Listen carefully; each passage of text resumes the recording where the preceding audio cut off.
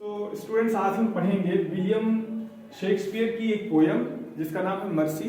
ये एक सोनेट है। इसका पोएटिक फॉर्म जो है वह सोनेट फॉर्म है और यह ही बहुत ही प्रोमिनेंट सोनेट है विलियम शेक्सपियर के द्वारा लिखी गई और यह ली गई है शेक्सपियर के drama the Merchant of Venice से। जैसा कि आप जानते हैं कि बहुत सारी पोएटिक फॉर्म्स होती हैं, उसमें जैसे ओड है, इपिक है, बैलेड है, मोनोलॉग है, ड्रामेटिक मोनोलॉग है, लिरिक है। उसी तरह से एक फॉर्म होता है, पोएटिक फॉर्म होती है जिसका नाम है सोनेट। एक्चुअली सोनेट जो होती है वो एक 14 लाइन्स की पोएम होती है। तो 14 लाइन्स की पोएम को हम सोनेट बोलते हैं। ऐसे हम देखें तो 2 लाइन की कविता जो होती है उसको हम कपलेट बोलते हैं। 3 लाइन की जो होती है उसको हम टर्सेट बोलते हैं। 4 लाइन की जो होती है उसको हम क्वाड्रेंट बोलते हैं। 6 लाइन की सेस्टेट होती है। 8 लाइन की ऑक्टेव होती है। 7 लाइन की जो कविताएं होती है उसको हम राइम रॉयल बोलते हैं, जैसे चौसर ने अपनी पोएट्री में इस्तेमाल किया था, जॉफरी चौसर ने। उसी तरह से 9 लाइन का जो एक स्टैंजा फॉर्म है उसको एडमंड स्पेंसर ने अपनी पोएट्रीज में इस्तेमाल किया है, तो उसको हम स्पेंसरियन स्टैंजा बोलते हैं, जिसने फेरी क्वीन लिखा था एडमंड स्पेंसर ने, उसने फॉर्म्स को इस्तेमाल किया। तो उसी तरह से जो सोनेट है वह सम सर्टेन फॉर्म्स में लिखी जाती है और उसका एक अलग अलग रूप होता है। तो बहुत सारे राइटर जो एलिजाबेथन पीरियड में हुए या उसके पहले हुए या उसके बाद आए, जैसे मिल्टन प्योरिटन पीरियड में आया, तो शेक्सपियर के बाद जो मिल्टन ने लिखा उसकी सोनेट को मिल्टॉनिक सोनेट बोलते हैं। उसका फॉर्म, पोएटिक फॉर्म्स थोड़ा अलग है, शेक्सपियर के फॉर्म्स से अलग है। तो पहले तो सबसे पहले यॉर्ट एंड सरे ने इस्तेमाल किया था, देन उसके बाद फिर वहां से सोनेट इंग्लैंड से चली, इटली से चली थी, देन इंग्लैंड तक आई। इंग्लैंड में पेट्रार्क, यॉर्ट एंड सरे के बाद इन्होंने इस्तेमाल किया शेक्सपियर ने। तो शेक्सपियर ने जो इस्तेमाल किया उसकी राइम स्कीम अलग है। उसने 4 लाइन के 3 स्टैंजास और 1 लाइन की कपलेट, एक कपलेट इस्तेमाल किया, जिसको कपलेट में 2 लाइन होती है। तो 4 4 4 एंड 2, 1 2 3 4, 1 2 3 4, 1 2 3 4 एंड ये रही आपकी कपलेट। तो ये जो शेक्सपियर का पोएटिक फॉर्म है ये रहा है, ऐसे उन्होंने इस्तेमाल किया है। 4 लाइन की एक स्टैंजा, 4 लाइन का एक स्टैंजा और 4 लाइन का एक स्टैंजा और 2 लाइन की कपलेट। तो शेक्सपियर की this is the very prominent thing about the Shakespeare that in last 2 lines in couplet he gives us the whole gist of the poem. वो पूरा कंक्लूजन दे देता है, पूरी कविता का पूरा कंक्लूजन दे देता है। तो ये जो मर्सी है, ये particularly it is taken from William Shakespeare's play the Merchant of Venice. And Merchant of Venice, there are, when you study about the Merchant of Venice, there are 4 major characters like Antonio, Bassanio, Portia and Shylock. ये 4 जो major character हैं, इन्हीं के ऊपर पूरी story run करती है। तो ये जो 4 मेजर कैरेक्टर हैं, तो उसमें एंटोनियो जो होता है वह अपने फ्रेंड वेसिनियो की मदद करने के लिए शाइलाक से पैसे उधार लेता है। तो ये कहानी हम बाद में बताते हैं, पहले अभी हम बता देते हैं कि शेक्सपियर ने टोटल 154 सोनेट लिखी थी। 154 सोनेट में शेक्सपियर ने 126 जिसे ये प्रेम करता था, जिसका नाम था डार्क लेडी, और इसको हम मैरी फिटन भी बोलते हैं।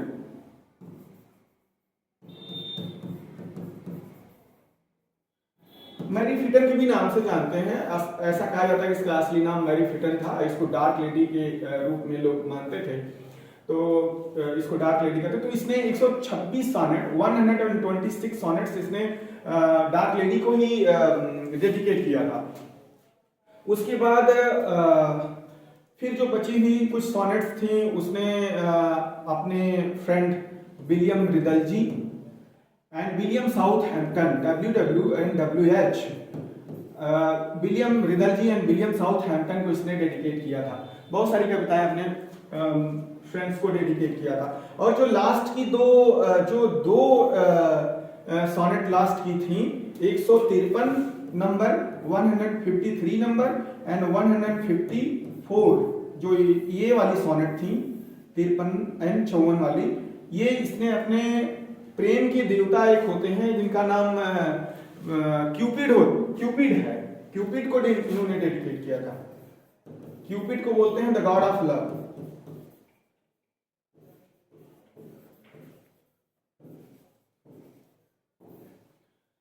इन्होंने प्रेम के देवता क्यूपिड को डेडिकेट किया था। तो मैं ये बता रहा था आपको कि ये जो पोयम है ये विलियम शेक्सपियर ने लिखा है। टेक्स्ट पे आप आ जाते हैं। टेक्स्ट पे आने से पहले मैं आपको इसका थोड़ा सा ये बता दूं कि स्टोरी क्या है। स्टोरी ये है कि जो ये कविता है ये मर्चेंट ऑफ वेनिस से ली गई है। मर्चेंट ऑफ वेनिस में 4 कैरेक्टर होते हैं, 4 मेजर कैरेक्टर होते हैं, एंटोनियो, वेसिनियो, पोर्सिया और साइलाक। So once Antonio borrowed the money from Shylock to help his friend Bassanio, and he signed a bond that I will pay the money back in time. उसने some certain time का मतलब उसने वादा किया और कहा कि हम समय में पैसा वापस कर देंगे आपका शाइलॉक से। अपने मित्र बैसिनियो की मदद करने के लिए उसने शाइलॉक से पैसे उधार लिए, लेकिन वो ऐसा कर नहीं पाता है। अब वैसा ही कर नहीं पाया तो शाइलॉक जो एक सूदखोर होता है, Shylock he was an usurer, he makes a case in the court of Duke and he demanded 1 pound of Antonio's flesh. उसने एंटोनियो के शरीर से 1 पाउंड मांस का टुकड़ा मांगा। अब ये बात जो पोर्सिया है उसको बहुत खल जाती है, वो उसको बहुत तकलीफ होती है इस बात को।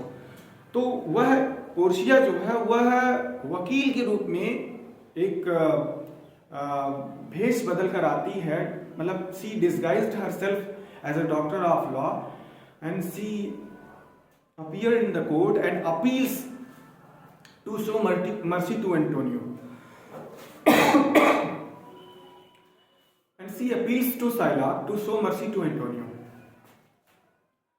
Then जो कोर्ट में स्टेटमेंट देती है, जो कोर्ट में बोलती है, वही ये कविता में ये 14 लाइन्स पोएम में शेक्सपियर ने लिखा है। और यह एक डायलॉग है, यह dialogue, and this dialogue is delivered by the Portia in the court of Venice. Okay, तो लिखा है, पहली लाइन पढ़ते हैं। The quality of mercy is not strength, the quality of mercy is not strength, it draft as the gentle rain from heaven upon the place beneath, it is twice blessed, it blessed him that gives and him that takes. ये 4 stanza है, ये 4 lines हैं, ये पहला stanza है। तो ये Portia का ये डायलॉग है और पोर्सिया ये बोलती है कोर्ट में और जज के सामने उपस्थित होती है और कहती है कि मिलार्ड, जो द क्वालिटी ऑफ मर्सी है, the quality of mercy is not strength, जो दया का गुण होता है, द क्वालिटी ऑफ मर्सी जो दया का गुण है, द क्वालिटी गुण ऑफ मर्सी दया का इज नॉट स्ट्रेंथ, यह दबाव से नहीं उत्पन्न होता, यह फोर्सफुली नहीं उत्पन्न होता, यह किसी के दबाव से दया उत्पन्न नहीं की जा सकती। हम चाहते हैं कि आप हमारे एंटोनियो के ऊपर आप दया दिखाएं, क्योंकि उसका वह दोषी नहीं इस बात के लिए, और अगर आप दया हृदय में रखकर अगर कोई फैसला करेंगे तो बहुत ही अच्छा होगा। तो इसलिए वह दया की अपील करती है, बार बार अपील कर रही है, और ये इस लाइंस के माध्यम से शेक्सपियर ने पोर्सिया के माध्यम से लिखने की कोशिश की है और उस गहराई तक गया है कि दया को के बारे में उसने बताने की जो कोशिश की वो इतनी गहराई तक गया है कि जो लाइंस में लिखा हुआ है मैं आपको बताने की कोशिश कर रहा हूं। The quality of mercy is not strength, दया का गुण दबाव से नहीं उत्पन्न होता, दया का गुण दबाव से नहीं उत्पन्न होता। It draft as the gentle rain from heaven. अरे दया तो ऐसी है जैसे जेंटल रेन की तरह है, साधारण वर्षा की तरह है, बिल्कुल साधारण वर्षा की तरह है। फ्रॉम हेवन, यह गिरती है, दया जैसे जैसे आसमां से जमीन पर वर्षा की बूंदा, वर्षा जैसे आसमान, बोलता है कि जैसे आसमान से जमीन पर वर्षा की बूंदें बिना किसी दबाव के गिरती हैं, उसी तरह से दया भी मानव के हृदय से उत्पन्न होती है। हम किसी भी व्यक्ति पर दया करने के लिए दबाव नहीं डाल सकते। हम किसी भी व्यक्ति को दया करने के लिए बाध्य नहीं कर सकते कि नहीं हाँ आप इनके ऊपर दया दिखाइए, ऐसा नहीं है। It blessed him that gives and him that takes.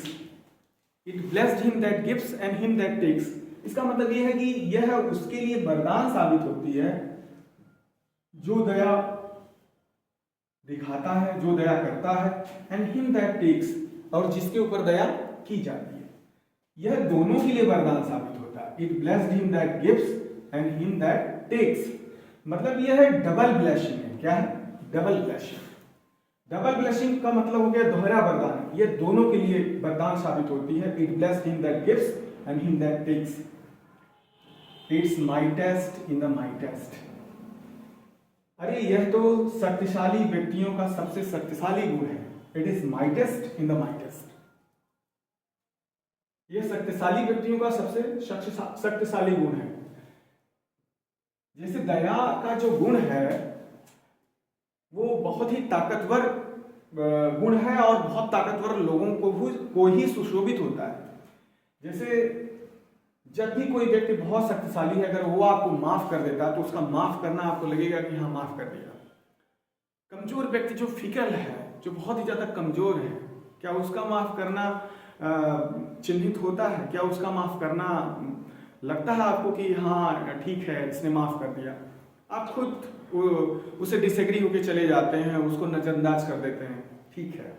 लेकिन अगर शक्तिशाली व्यक्ति अगर आपको माफ कर देता है तो उसका माफ करना है। मुझे एक कविता याद आ रही है रामधारी सिंह दिनकर की। उन्होंने क्षमा और दया नाम से एक पोएम लिखा था। उस कविता में उन्होंने लिखा है कि क्षमा दया तब त्याग मनोबल सबका लिया सहारा, पर नर व्याघ्र सुयोधन तुमसे कहो कहाँ का भारा। क्षमा सोबती उस भुजंग को जिसके पास गरल हो, अरे उसको क्या जो दंतहीन विसरहित विनीत सरल हो। मतलब क्षमा उस सर्प को सुशोभित होती है जिसके पास गरल हो, जिसके पास विष हो। उसको क्या सुशोभित होगी? जो विष रहित है, विनीत सरल है, बिल्कुल अत्यंत सरल है। उसका माफ करना रिकॉग्नाइज नहीं किया जाएगा, उसका माफ करना चिन्हित नहीं किया जाएगा। तो जो विषैले सांप हैं अगर वो आपको माफ कर देते हैं तो उनका माफ करना मतलब जो ताकतवर है अगर वो माफ करे तो माफ करना है। जो फिकल है, जो बहुत ही वीक है, कमजोर है, वो उसका माफ करना ये चिन्हित नहीं किया जाता, रिकॉग्नाइज नहीं किया जा सकता। तो शेक्सपियर ने कहीं ना कहीं वही बात यहाँ पे दया के बारे में उन्होंने कोर्स के माध्यम से कहने की कोशिश की है कि this it's mightiest in the mightiest. ये पहले इट लिखा जाता था, it is IT, it is, it is mightiest in the mightiest. यह शक्तिशाली व्यक्तियों का सबसे शक्तिशाली गुण है। शक्तिशाली माइटेस्ट हो गया, इन द माइटेस्ट। शक्तिशाली व्यक्तियों में ही एक गुण पाया जाता है। इट्स माइटेस्ट मतलब यह माइटेस्ट जो क्वालिटी है दया का, यह इन द माइटेस्ट शक्तिशाली व्यक्तियों के अंदर ही पाई जाती है। It becomes the throned monarch better than his crown. The throned monarch better than his crown. It becomes मतलब यह हो जाती है। जहां इट लगा है ये दया के लिए बोला गया है। It becomes the throned monarch better than his crown. मतलब शेक्सपियर कहता है कि it becomes the throned monarch। अरे ये तो थ्रोन मोनार्क मतलब सिंहासन पर बैठा हुआ जो राजा है, थ्रोन मोनार्क जो मोनार्क है, जो राजा है, बेटर देन हिज क्राउन, ये तो उससे भी, उसके मुकुट से भी ज्यादा चमकती है, मुकुट से ज्यादा भी उसके अंदर चमक है, ये मुकुट से भी ज्यादा सुशोभित होती है दया। तो उसकी क्वालिटी को, दया की क्वालिटी को इतना ब्राइटन समझता है, इतना मतलब कहता है कि ये गुण जो होता है अपने आप में इतना तीव्र है कि इसकी चमक ही बिल्कुल, चमक के लोग कायल हैं अगर इसकी चमक ही बहुत ही बेहतरीन है और उत्तम प्रकृति की है। तो वो बोलता है कि ये तो राजा की राजमुकुट से भी अधिक सुशोभित होती है, उससे भी ज्यादा चमकीली, उससे भी ज्यादा शानदार है। इसका प्रभाव बहुत अत्युत्तम है। His scepter shows the force of temporal power, the attribute to awe and majesty. His scepter shows the force of temporal power. जो उसकी ताकत है, shows the force of temporal power, वो क्षणिक शक्ति को दिखाती है। वो उसका जो अट्रीब्यूट है राजा का, टू ऑ एंड मैजेस्टी, उसका राजशाही जो हिसाब किताब है, उसकी जो उसका जो एक अलग किस्म का भय है, अलग किस्म का जो भय है राजा का, वो बहुत ही क्षणिक होता है। वो बहुत ही फ्रेजाइल है, बहुत ही क्षणिक है, वो टेम्परल है, वो टेम्पररी है, वो बहुत देर तक टिक नहीं सकता। लेकिन wherein doth sit the dread and fear of kings, but mercy is above his scepter's way.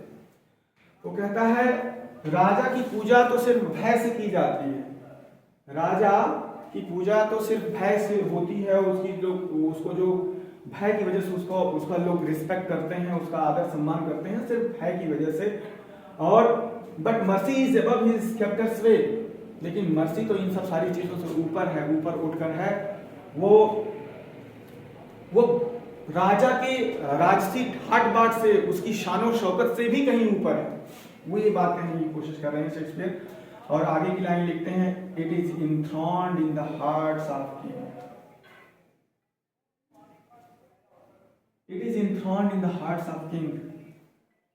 और यही दया, it is an attribute to God himself. ये दो लाइन समझिए, ये बोल रहा है it is enthroned in the hearts of king. Enthroned माने होता है जगह पाना, ऑक्युपाई होना, स्थान घेरना, किसी के अंदर समाहित होना। तो जब दया, इट मतलब mercy, it is enthroned in the hearts of king, और जब दया राजा के हृदय में उतर आती है, प्रवेश कर जाती है, जब राजा के हृदय में दया उत्पन्न होती है, तो एक तो पहले से वो ताकतवर है, और अगर उसके अंदर दया आ जाए तो वो दूना ताकतवर हो जाता है। It is enthroned in the hearts of king, it is an attribute to God himself. Attribute मतलब होता है गुण। It is an attribute to God himself. तो ये तो खुद में खुदा हो जाने का एक बात हो जाएगी। वो कहते हैं कि it is an attribute to God himself, it is an attribute to God himself, it is enthroned in the hearts of king. मतलब जब दया राजा के हृदय में उतर आती है, प्रवेश कर जाती है, तो यह खुद में एक ऐसा गुण है जो उस राजा को ईश्वर की प्रतिमूर्त बना देता है। ईश्वर की तरह राजा दिखने लगता है कि साक्षात कोई ईश्वर बैठा है। जब तक दया नहीं है तब तक वह सिर्फ एक राजा, एक कॉमन राजा है और कुछ नहीं, is just a common king. But जब उसके अंदर दया उत्पन्न हो जाती है तो ही बिकम्स जस्ट लाइक अ गॉड। वह एक राजा, वह एक साक्षात ईश्वर की प्रतिमूर्ति बन जाता है। And earthly power doth then shows likest God's when mercy seasons justice. ये जो दो लाइन है ये है आपकी कपलेट। क्या है? आपकी कपलेट है। कपलेट लास्ट की दो लाइन को बोलते हैं कि ये quadrant, first quadrant, second quadrant, third quadrant and last one is couplet. तो we have to just study last but two lines. And earthly power doth then soach likest God when mercy seasons with justice. और जब यही सांसारिक शक्ति, जब यही दया राजा के हृदय, when mercy seasons justice, जब मर्सी जो है दया, सीजन्स मतलब जुड़ जाती है, जस्टिस मतलब न्याय से। जब मर्सी का ताल्लुकात न्याय के साथ जुड़ जाता है, मतलब न्याय में मर्सी उतर आती है, न्याय के साथ मर्सी जुड़ जाती है, दया जुड़ जाती है, तब वही राजा की जो अर्थली पावर है, जो सांसारिक शक्ति राजा की है, देन सोज लाइकेस्ट गॉड्स, वह ईश्वरीय शक्ति के समान लगने लगती है। मतलब राजा साक्षात ईश्वर हो जाता है। वो ये बात करने की कोशिश किया। तो ये रही आपकी पोयम, जिसका मैंने जीस्ट, मैंने इसका एसेंस बता दिया, इसका सार यही है। और बाकी मैं इसमें कुछ बता रहा हूँ कि जो शेक्सपियर ने फिगर्स ऑफ स्पीच इस्तेमाल किए हैं, इसमें एक सिमिली फिगर ऑफ स्पीच हम देखेंगे, क्योंकि यहाँ जो दया है इसके उत्पन्न होने को उसने वर्षा की बूंदों से तुलना किया। उसने कहा है कि जिस तरह से वर्षा की बूंदें आसमान से जमीन पर बिना किसी दबाव के उत्पन्न होती हैं, उसी तरह से दया भी मानव के हृदय से स्वाभाविक रूप से प्रस्फुटित होती, गिरती है, झरती है। तो दया का हृदय से बाहर निकलना और आसमान से वर्षा की बूंदों का जमीन पर उतरना, गिरना, दोनों का उत्पन्न होने की तुलना एक दूसरे से की गई है। चूंकि दोनों डिफरेंट ऑब्जेक्ट्स हैं, वह एक रेन है, यह एक मर्सी है, दया है, दोनों डिफरेंट ऑब्जेक्ट्स हैं, दोनों डिफरेंट चीजें हैं। तो वहां पर हमें जो है सिमिली फिगर्स ऑफ स्पीच दिखाई देगा, मतलब सिमिली फिगर्स ऑफ स्पीच वहां हमको मिलेगी। कैसे कह सकते हैं सिमिली फिगर ऑफ स्पीच क्या होती है? सिमिली फिगर ऑफ स्पीच ये है कि जब हम किसी दो डिसिमिलर चीजों के बीच में तुलना करते हैं और उन दोनों डिसिमिलर चीजों के बीच में जो एक दूसरे से सिमिलर ना हो, दोनों अलग अलग हो, तो जब हम दो डिसिमिलर चीजों के बीच में तुलना करते हैं और उसमें कम से कम कोई एक ऐसा पॉइंट हो जो कॉमन हो, तो उसको हम कहेंगे कि ये सिमिली फिगर ऑफ स्पीच है। मतलब where we make a comparison, where we make a comparison between two dissimilar things and where we find at least one point is common, where we find at least one point is common and that is known as simile, उसी को हम simile बोलेंगे। तो यहां पर वर्षा का आसमान से गिरना और दया का हृदय से बाहर उत्पन्न होना, दोनों की समानता है। इन दोनों की समानता की वजह से यहाँ पर फिगर ऑफ स्पीच है। तो स्टूडेंट्स, ये रही आपकी पोयम, और मैं अभी इसको बहुत अच्छे से तो नहीं बता पाया हूँ। इसको कोशिश करूँगा कि एक दिन और अच्छे से इसकी डेप्थ में जाऊँ, एक एक लाइन और एक एक शब्द की डेप्थ में जाऊँ, और इसके बैकग्राउंड को भी कुछ कभी बताऊँगा, डिटेल में बताऊँगा, उसके पोएटिक फॉर्म्स और भी कौन कौन से लोग सोनेट लिखे हैं और सोनेट के क्या फॉर्म्स होते हैं। एक दिन हम डिटेल में पोएटिक फॉर्म्स ही पढ़ेंगे कि कितने तरह के पोएटिक फॉर्म्स होते हैं, ताकि हम सारी चीज़ों को समझ सकें कि ये कोई भी कविता देखें तो ये समझ सकें कि ये किस फॉर्म्स में लिखी गई है। तो पूरा का पूरा लिटरेचर हम कवर करेंगे, पूरा का पूरा सारी पोएट्रीज पढ़ेंगे, सीबीएसई बोर्ड में जितनी भी पोएम्स हैं वो पढ़ेंगे। ये पोएम शेक्सपियर द्वारा लिखी गई है और बहुत सारी रचनाएं हैं जो बहुत ही प्रोमिनेंट और सिग्निफिकेंट है। मेरे ख्याल से मुझे लगता है कि पोएट्री मेरे हृदय के बहुत करीब रहती है। तो मैं चाहता हूं कि मैं पोएट्री को और ज़्यादा अच्छे से इलेबोरेट करूं और अच्छे से बताऊं, और इसके कुछ ग्रामेटिकल कुछ लिटरेरी फॉर्म्स इसमें कुछ और इस्तेमाल किए गए हैं, जो ऐसे कुछ टर्म्स हैं जिसको मुझे बताना है कि वो कहाँ कहाँ इस्तेमाल होता है, तो उसके बारे में आगे डिटेल में अध्ययन करेंगे हम लोग। तो आज के लिए बस इतना ही, और किसी नेक्स्ट वीडियो में हम आपसे मिलेंगे और जिसको डिस्कस करेंगे। तो पोइट्री है, इसके बाद हम कुछ ड्रामा वगैरह डिस्कस करेंगे, नॉवेल्स भी डिस्कस करेंगे, लिटरेरी टर्म्स वगैरह डिस्कस करेंगे, और हिस्ट्री ऑफ इंग्लिश लिटरेचर भी डिस्कस करेंगे, और ग्रामर का एक नया बैच शुरू भी करेंगे। ग्रामर उसमें पढ़ाएंगे हम सब पढ़ेंगे मिलके, तो चीज़ें बहुत अच्छी होने वाली हैं। सो thank you so much for watching this video, and thanks so much for your love and affection. Have a good day.